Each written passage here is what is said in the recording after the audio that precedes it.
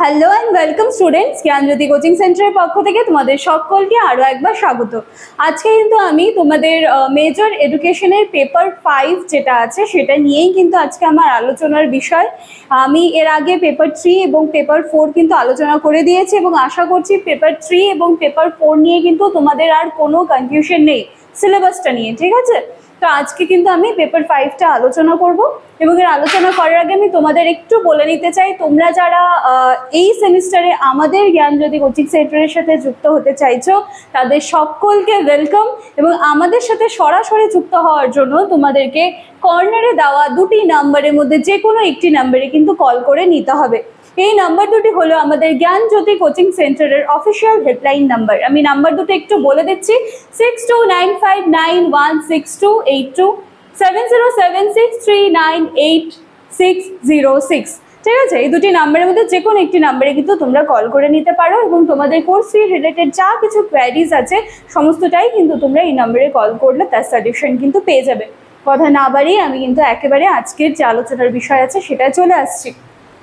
দেখো, তোমাদের আজকে পেপার 4 আমি আলোচনা করছি history of education in ancient India. এটা হচ্ছে আমাদের মুদ্রা কথা এবং এটার মধ্যেই কিন্তু এখন আমরা 4টা ইউনিট নিয়ে আলোচনা করব। ফার্স্ট ইউনিট বা ইউনিট 1 এ আছে ব্রাহ্মণিক সিস্টেম অফ এডুকেশন, মানে ব্রাহ্মণ্য শিক্ষা ব্যবস্থা যেটা ছিল সেটা হচ্ছে ইউনিট 1 এ আছে এবং সেটার মধ্যে কি কি আছে দেখো। স্যালিয়েন্ট ফিচার্সগুলো আছে, প্রধান বৈশিষ্ট্য যেগুলো। এরপরে রয়েছে aims of objectives, curriculum, methods of teaching, teacher taught, relation, discipline and evolution system, মূল্যায়নের বৈশিষ্ট্য বা মূল্যায়নের পদ্ধতি যাই বলো সেটা আছে। এবং সিতে রয়েছে সেন্টার অফ লার্নিং এবং এখানে কিন্তু দেখো তক্ষশিলা অ্যান্ড নবদ্বীপ। ঠিক আছে, এটা নিয়ে কিন্তু আমাদের আলোচনার বিষয় থাকবে। মোটের উপর বলতে পারি যে পেপার 5টা কিন্তু আমার কাছে ভীষণ ইন্টারেস্টিং মনে হয়েছে। আশা করি তোমাদেরও জিনিসটা খুব ভালো লাগবে। ঠিক আছে, তাহলে ইউনিট 1 এ আমরা দেখলাম যে তক্ষশিলা অ্যান্ড নবদ্বীপ, এটা নিয়ে আমাদের আলোচনার বিষয় থাকবে। এরপরে ইউনিট 2 তে আমরা দেখবো যে বুদ্ধিস্টিক সিস্টেম অফ এডুকেশন, মানে হচ্ছে তোমাদের এখানে বৌদ্ধ যে শিক্ষা ব্যবস্থাটা আছে, বৌদ্ধ শিক্ষা ব্যবস্থাটা নিয়ে কিন্তু ইউনিট 2 কথা বলবে। তাহলে সেখানেও দেখো সেম জিনিসগুলো কিন্তু তোমরা পাচ্ছ। ইউনিট 1 এ যেটা ছিল স্যালিয়েন্ট ফিচার্স, সেভাবে এখানেও আছে। বিতে aims of objectives, curriculum, methods of teacher, taught and relation, discipline and evolution system. ঠিক আছে, একই জিনিসগুলো কিন্তু পাচ্ছ, আশা করি তোমরা দেখতে পাচ্ছ ওখান থেকে। এরপর দেখো সিতে আছে হচ্ছে সেন্টার অফ লার্নিং, এখানে চলে আসবে তোমাদের নালন্দা এবং বিক্রমশিলা। এবার ইউনিট 1 এ আমরা কিন্তু এ বি সি দেখলাম। ঠিক আছে, ইউনিট 2 তে এ বি সি ডি কিন্তু আছে, কারণ তোমাদের এবছরে মানে এই সেমিস্টারের সিলেবাসটা কিন্তু একটু লেন্দি আছে, কিন্তু এটা নিয়ে টেনশন বা ঘাবড়ে যাওয়ার কোনো কারণ নেই। ইভেন পেপার 5টা দেখে মনে হচ্ছে ভীষণ ইন্টারেস্টিং হবে, তো চলো কোনো ব্যাপার না।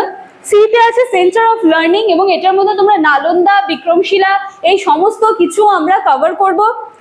এছাড়া ডিতে আছে comparison between Brahmanic system of education and Buddhistic system of education. তার মানে ইউনিট 1 এ আমরা দেখেছিলাম ব্রাহ্মণ্য শিক্ষা ব্যবস্থা এবং ইউনিট 2 তে আমরা দেখলাম যে বৌদ্ধিক শিক্ষা ব্যবস্থা, এবং এই দুটার মধ্যে কি পার্থক্য সেটা আমরা ইউনিট 2 তে কিন্তু আলোচনা করব। আচ্ছা, ইউনিট 3 তে দেখো কি আছে, মেডিয়েভাল সিস্টেম অফ এডুকেশন, মানে যেটা তোমাদের মধ্যযুগীয় শিক্ষা ব্যবস্থাটা আছে সেটা আমরা কভার করব। এটার মধ্যে আছে জেনারেল ক্যারেক্টারিস্টিক্স গুলো, aims of object, curriculum, methods of teaching, teacher. আচ্ছা, আমি ফ্রেম থেকে বার হয়ে গেলে অসুবিধা নেই, তোমরা দেখো। ঠিক আছে, আমি বলে দিচ্ছি। Curriculums, method of teaching, teacher taught, relation, discipline and evolution system.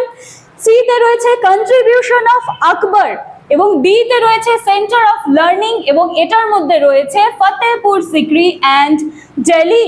ঠিক আছে, এখানে আমি ইউনিট 3 অবধি ধরতে পেরেছি, এরপরে আমি ইউনিট 4টা নিয়ে আলোচনা করছি। আচ্ছা, এরপরে আছে আমাদের ইউনিট 4।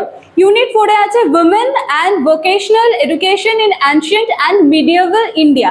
তার মানে যে নারী শিক্ষা এবং বৃত্তিমূলক যে শিক্ষাটা আছে সেটা অ্যানশিয়েন্ট এবং মিডিয়েভাল ইন্ডিয়াতে কি ধরনের শিক্ষা ব্যবস্থা বা যা ছিল সে ব্যাপারটা কিন্তু আমাদেরকে কভার করতে হবে ইউনিট 4 এ।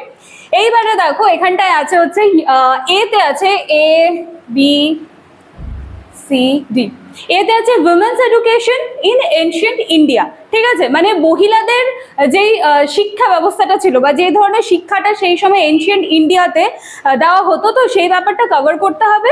এবং বিতে আছে উইমেন্স এডুকেশন ইন মেডিয়েভাল ইন্ডিয়া। তার মানে দেখো এ আর বি এর মধ্যে তোমরা উইমেন এডুকেশন যেটা আছে সেটা এনশিয়েন্ট ইন্ডিয়াতে কি ছিল সেটা দেখবো, এবং মেডিয়েভাল ইন্ডিয়াতে কি ছিল সেটা দেখবো, ঠিক আছে।